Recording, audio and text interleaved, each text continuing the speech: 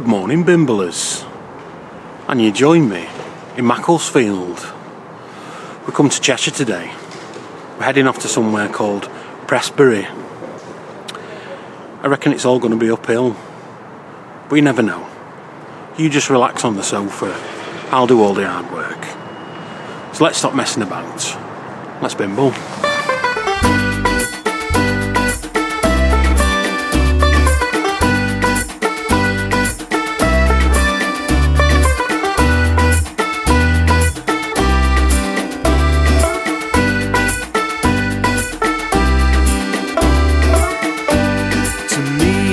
Sun itself. To me you were a warming hand that melts to the bone. The flowers grown from my heart.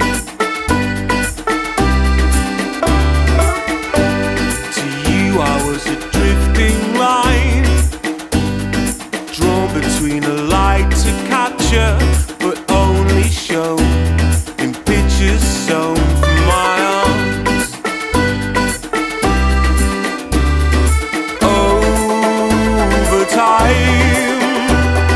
Clouds kept the light from those eyes. Still, love grown consumed, and you know. This is West Park here in Macclesfield, and it was opened in 1854. This lovely park was the idea of the working men of Macclesfield. They wanted to honour the former PM, Sir Robert Peel. He died in 1850. And all the fellas from the different working men's clubs thought it would be a good idea to have a statue built of him. A local councillor called John May thought it would be a better use of the money to build a public park, and then everyone could enjoy it. You'd think it would be called Peel Park, wouldn't you? So Robert Peel is the fellow who invented the modern day police force. He did that with his London Metropolitan Police Force. He's the reason why we call policemen bobbies, as in Robert Peel. He also repealed the Corn Laws, which didn't win him many friends in Parliament, but made him a bit of a hero to the working man, who that directly affected. In West Park you'll find a few interesting things, one of which is a Grade 2 listed museum. Unfortunately it's closed at the moment, but it was built with money donated by a Marion Brocklehurst. She was the daughter of a rich silk factory owner and long-time MP for Macclesfield. That's John Brocklehurst. He was the MP for Macclesfield for 36 years, 1832 up until 1868. Marion liked to collect Egyptian stuff, hence why she had a museum built. She nearly married a Henry Coventry, who was a distant relative of the Earls of Coventry, but her dad said he didn't have enough money. She turned away any other romantic interest in her. Her sister said that Marion wasn't for marriage. She lived the rest of her life with her friend Emma Booth. I think they were lesbians. Another thing of interest here in West Park are the bases to some medieval stone crosses. The top bits are gone, but the bases remain. They're actually ancient scheduled monuments from the 9th century. Anyway, Bimblers, should I rock this half pipe, or shall we bimble? Let's bimble. Find it's right, I'll only ever know how to speak my mind. I'll only ever know how to speak my mind, my mind.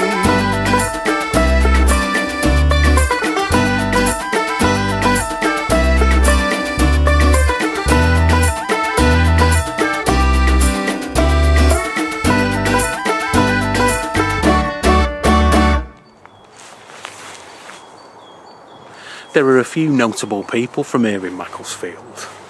Not only Marion and John Brocklehurst, but Paddy from Emmerdale, Dominic Brunt.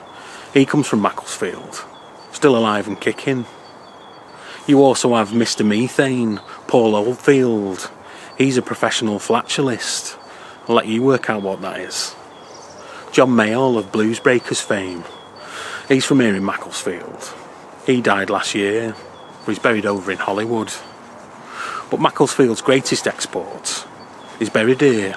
That would be Ian Curtis from the band Joy Division. He was one of the very few people that were at the Sex Pistols gig at the Lesser Free Trade Hall in Manchester. That would have been with Morrissey and Mark E. Smith from The Fall. Mick Hucknall from Simply Red, plus 2 of his future bandmates and their manager, Rob Gretton, who visited his grave in the past. Joy Division did rather well for themselves, but success can't get you through depression. Ian Curtis was very depressed. He'd developed epilepsy and his marriage was breaking up. He fell in love with another woman and he felt guilty about leaving his wife and his child. He made his first suicide attempt in April of 1980 and he made his second and last suicide attempt in May of 1980. He hung himself at 77 Barton Street here in Macclesfield and he used the washing line from the backyard. If you're struggling, you feel like you need to talk to someone, approach your friends and family. If you don't have any of them, then try ringing Samaritans. There's always someone there who'll talk to you. It's not worth it.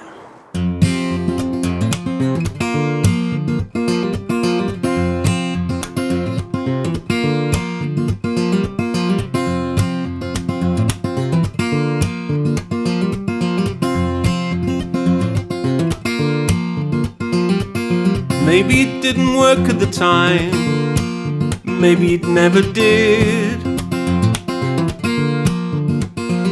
A mistake that made the distance, or a trying way to live. Maybe it's the time that you grabbed at my arms and electricity flowed from my shoulders to palms in a white hot glow, leaving white cold scars left bare and unshown just to prove they were ours. Maybe it worked, maybe it never did, maybe it never was quite like how it is.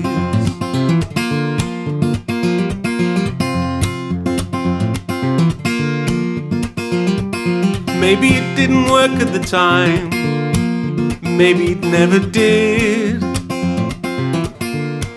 We're currently traversing down one of my favourite rivers, the River Bollin. It starts out in Macclesfield Forest, just on the outskirts of Macclesfield, and it ends in Lymm, flows into the Manchester Ship Canal, in between Lymm and Warburton, or it flows into the River Mersey, depending on your thinking. Along the way it passes under one of the runways of Manchester Airport. We'll have to pay a flying visit. Sorry, that's Bimble. Or maybe it's the time that you closed both your eyes and you pouted your lips as you waited for mine in the soft red glow of your soft cold arms. Serotonin burnt holes through my veins to my heart. Maybe it worked, maybe it never did, maybe it never was quite like how it is. Maybe it's the time that I wanted to say that my limbs won't move more than 2 feet away from your day glow side luminescent sparks.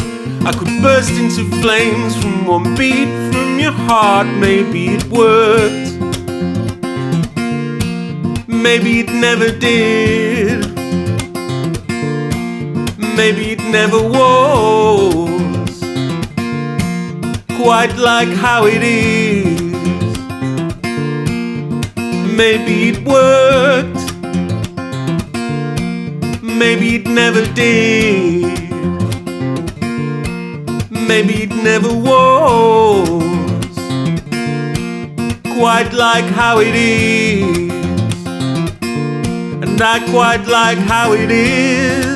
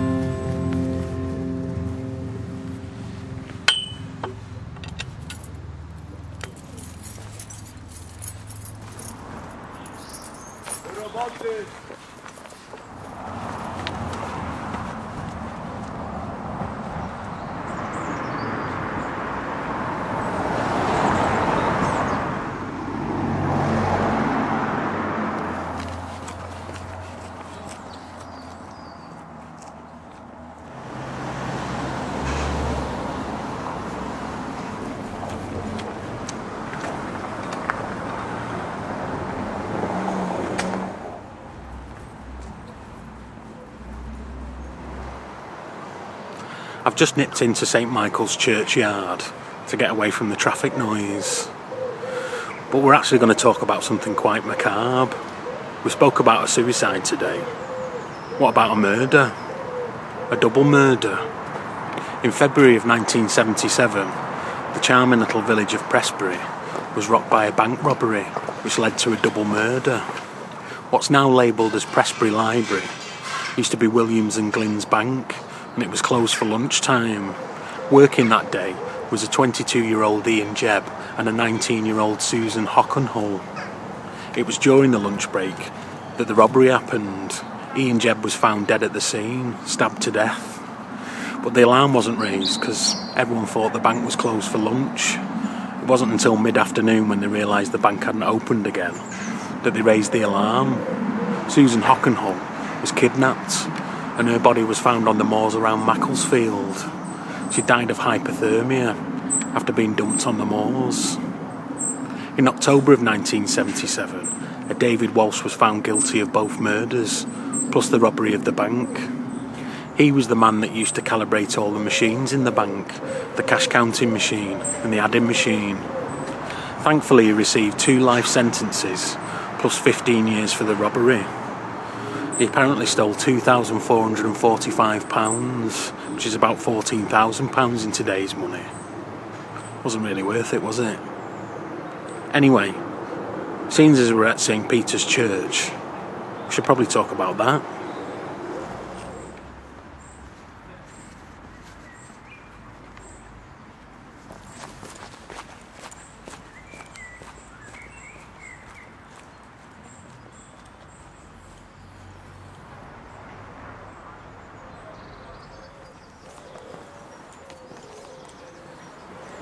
Prestbury actually gets its name from the church. It's Prestbury, the word bury being the origin of the word borough. It's an Anglo-Saxon word. The Anglo-Saxons set up these burhs, or boroughs, or berries. They were fortified villages to protect them against the Vikings. And this village had a priest that lived here. By all accounts, there's been at least 4 churches on this land, but only the 3rd and 4th churches remain, which is odd in itself. You have St Peter's Church, the one they use these days, but as you can see behind me, they have a little Norman chapel. It was the Normans that had this chapel built, obviously, but it was the monks from Chester Abbey that did all the building work. Chester Abbey became Chester Cathedral, as we found out in my latest Chester Bimble. In the 13th century, they started off building the church they use these days, and then in the 16th century, you had the dissolution of the monasteries, so it was mostly sold to rich lads. In Georgian times, they put all the posh bits on the church, and in Victorian times, Sir George Gilbert Scott came here and restored it. You know how much I like him. We could have had a mini episode of Curiously Listed here in Prestbury, just around the church. According to my big book of Bimble, St Peter's is Grade 1 listed. Then you have the Grade 2 listed Norman Chapel behind me, a Grade 2 listed base of a sundial, a Grade 2 listed Lich Gate, that's the gate going into the church, and a Grade 2 listed hearse house just to the side of the church. Just on the road in front of the church, you have some stocks. You also have a K6 phone box, as designed by Sir Giles Gilbert Scott. Just over the road, you have the old priest house, that's Grade 2 special interest. Plus, you have the Grade 2 listed murder bank, which is now Prestbury Library, or at least it was, up until recently. I've missed a trick really, haven't I?